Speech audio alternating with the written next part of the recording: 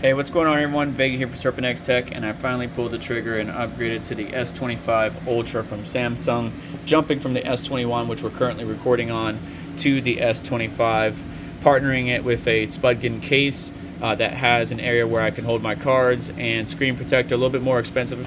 You could get a screen protector for like $3-4 on Amazon, but I always like this particular product. This is what I've been using with all my phones, along with Pelican. These guys produce some really great stuff, military grade.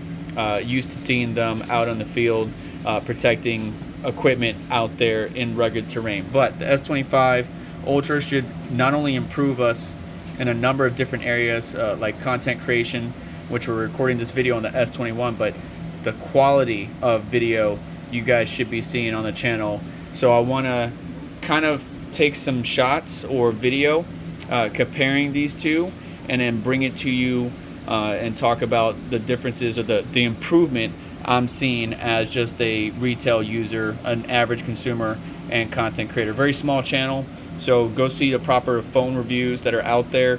I hear that the S24, if you're already on it, upgrading to the S25 is kind of meh, so don't do it. But if you're like me, skipping 2-3 generations, jumping from the S21 to the S25 Ultra is definitely been good. So let's go record some video, some content, and see the differences, and you weigh out in the comments below what your thoughts are. But hopefully you guys should see a marked improvement in the quality of video and content coming from the channel. The one we got here, I believe, is the silver one, but because it's going to be in a case, it's not really a big deal. I heard a lot of bad things about these little camera protectors or covers that are over it, and why Samsung did that was really a stupid idea. But still, this phone is about the same size as my current S21 Ultra, but obviously the processor and the technology within is just such a huge improvement. Besides the phone having a little tab to kind of lift up because it's upside down, you have this package on the left hand side, which is going to house your Type-C power cables and any accessories.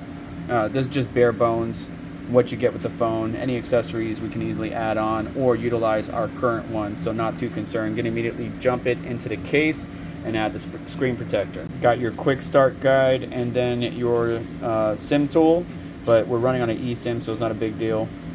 So I just like to leave these in the original box. I got it, hang on to it, Type-C cable right underneath. Here it is in the case, all blacked out, so that's why I wasn't too worried about silver. I probably would have got the gray or black one. And then your card holder is right back here. Looks like we can fit the same 2 to 3 cards. Not that deep, but it's enough for me to house everything. You can still wirelessly charge through this case, even with cards on it. At least that's what I've been doing with the S21. And then again, you won't have your little magnet tool that everybody's been using to magnetize to your armband or whatever when you're exercising. So now we just need to peel this guy off and get the screen protector on, which it comes with 2 of them. So just in case the first one breaks, the second one I'm good to go. Your lens and screen cleaner, dust removal stickers, cloth to microfiber cloth to clean the glass, and then this specialized tool right here. It's very simple. Follow the instructions, which are right here, and you'll be able to protect your device. Again, Spudgen's a little bit expensive. I might be mispronouncing the word, but it definitely is expensive. But definitely one or a brand that I've gone with for many years. Because this phone is so new and it's got the protector on there, we should be good as far as dust.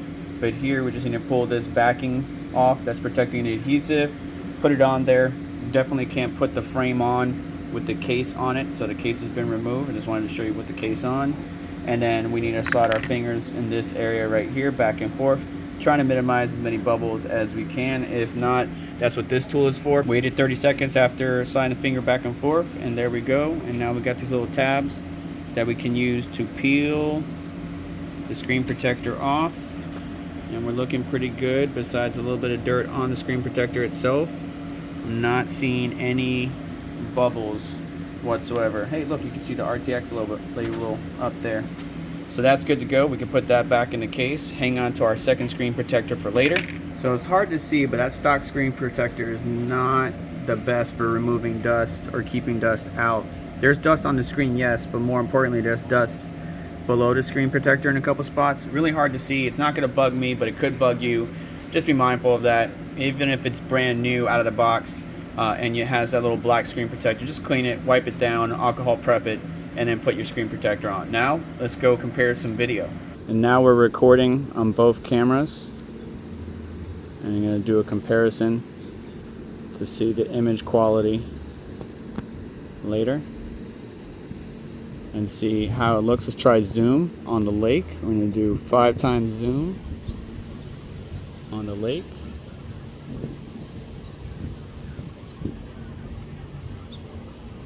Reflections look a lot better in the S25 Ultra. I'm going to go back to 2.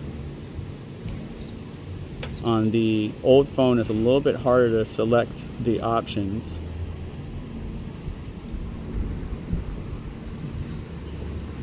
There's the households. See the reflection of the tree in the water. Now we have a low light situation inside the house. Looking at my workbench, which is really messy. But you can see the difference in quality inside, even with this low light environment. And you can see that the S21 is a little bit choppy. Could be software related or just congestion in this old phone. Try to clean it up as much as possible, but let me know what your thoughts are on this. Now focusing on audio quality.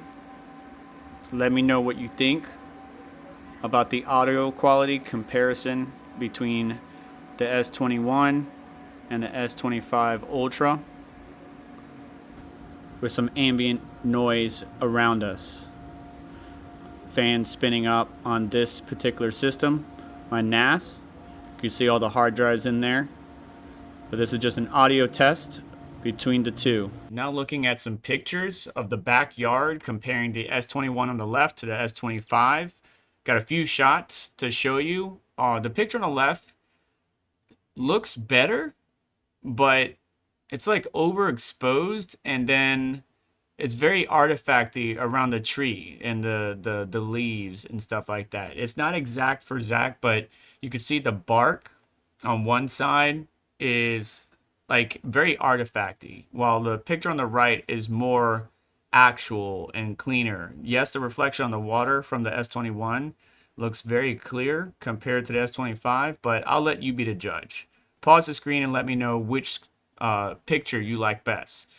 Now, of course, we could switch over to Pro mode on the S21 to make it catch up to the S25 in some areas, but it's still lacking. Let's move on to low light. And now inside the house, again, the S21 is overexposing the heck out of the internal environment while we get a little bit more clarity on the S25. I'll let you be the judge, though. I will say that the box in the upper right, the XFX box that we're looking at here, the text is really blurry, right? Whereas if we zoom in on the S25, the clarity is just brilliant. You could even see the CPU, and the big movie quiz box just looks that much better. The file images, just to note, on the S21 is 4.1, while on the S25 is 2.4. Both of these are stock settings, right? Like what comes with the phone. Yeah, you can play around in Pro and really optimize and probably even make the S21 get a little bit closer to the S25. Its format or file size, excuse me, the overall pixel density is 4000 by 2252 on the S21, while it's 4000 by 3000 on the S25. But I am not a picture connoisseur, so I'll have to let you guys vote and decide on that. Now let's take a look at some of the benchmarks we ran. Now, we knew this was going to be no contest. Most people update from one previous generation phone to another. I don't. I wait a few generations, and we could see that the S21 only got a 5720 on wildlife, while the S25 Ultra got a 25072. So no comparison there, going from 35 frames per second to 150. Huge jump in performance. Then on Geekbench CPU, Geekbench 6, right? We could see the scores: single core 1527 on the S21, 3114 on the S25, versus a multi-core score of 3795 and 10171. So definitely the optimizations, improvement in the new processing power of the latest phone was definitely going to beat the S21, but still just want to show you these comparisons. Got a couple more tests I want to show you. Same Geekbench 6 benchmark, but only focusing on GPU. We got a 4550 on the S21 versus a 19033 on the S25 Ultra. Now little AI benchmarks for you. Geekbench AI, you can download this on your phone. We can see the S21 had 421 in the single precision, 429 in half precision, and then quantized score of 421 again. But the S25 Ultra, 1,000 point plus above. So we got 1327 in single precision, 2066 in half precision, and then quantized score of 2065. So there's obviously a huge difference between the GPU capabilities in the S21 compared to the S25. You can see this one uses the Qualcomm Snapdragon 888 on the S21, while the S25 Ultra uses the Qualcomm ARM V8, right? Big difference, not only in processes, but in performance. One last benchmark I want to run by you, the Passmark scores. You know, the S25 Ultra 12,990, almost 13,000 compared to 11,000, maybe 11,800 on the S21. CPU scores, you know, there's an extra 5,000 points difference between the two. Integer math, there's an extra 10,000 points, 42,000 versus 32,000. Floating point math, there's a huge discrepancy, 41,500 versus 14,500. And the list just goes on and on. You know, prime numbers, 132 versus 26. Random string sorting, 28,000 versus 15 to 18,000. And I gave every single one of these devices the best shot. Good cooling for each of them so they could perform. And there's just a huge leap because the technological advancement is just that much greater. But should you upgrade your phone? Well, let's wrap up and talk about it. I can't tell you yes or no definitively, but I can say that the generation to generation improvements are getting smaller. So upgrading from the S24 to the S25, as some of your favorite content creators have divulged or explained in their review, is really pointless. They're basically the same device. There's a few key differences. Some of it is quality lacking on the S25 compared to the S24. So if you are on the S24, I wouldn't recommend upgrading to the S25. But for me, and a huge jump from the S21 to the 25, I'm seeing dramatic improvement. I actually got to use it at Mind Disrupt and a previous event. Besides some of the photos or videos that I showed you, some of the content on the channel has been filmed on the S25 Ultra, and it just blows away the S21. Not only is it more efficient in you know, energy as far as battery usage, it's got a more efficient processor, GPU. Processing photos and high quality storage of those photos. You can change that setting if you want to have more robust, high definition, high fidelity shots or videos. You're just gonna, you know, choose up or chunk up more of your storage. So you're gonna have to choose which setting you like the most. You know, ultra F, you know, high definition or full definition, whichever you prefer. But it's made my life easier. And being able to go to these events and film, you know, just point and click situations very easily, keep it moving, rather than having to lug around a camera such as the one we're filming with, and it's set up and wireless mics and all that stuff. It does make life a lot easier. And that's another thing too. The audio quality of the device has improved, and the mic is able to pick up conversations, you know, when I'm having a good formal conversation about from me to where the camera is, or from me about 5 feet away, it could still pick up that audio compared to the S21 where you get a lot of feedback and a lot of background noise. But it was a huge upgrade for me, and I'm one that likes to wait a few generations. And if you're someone like that, you're going to see a dramatic improvement jumping from one to the other. Now, I hung on to my S21 way too long. I know a lot of people tell me that.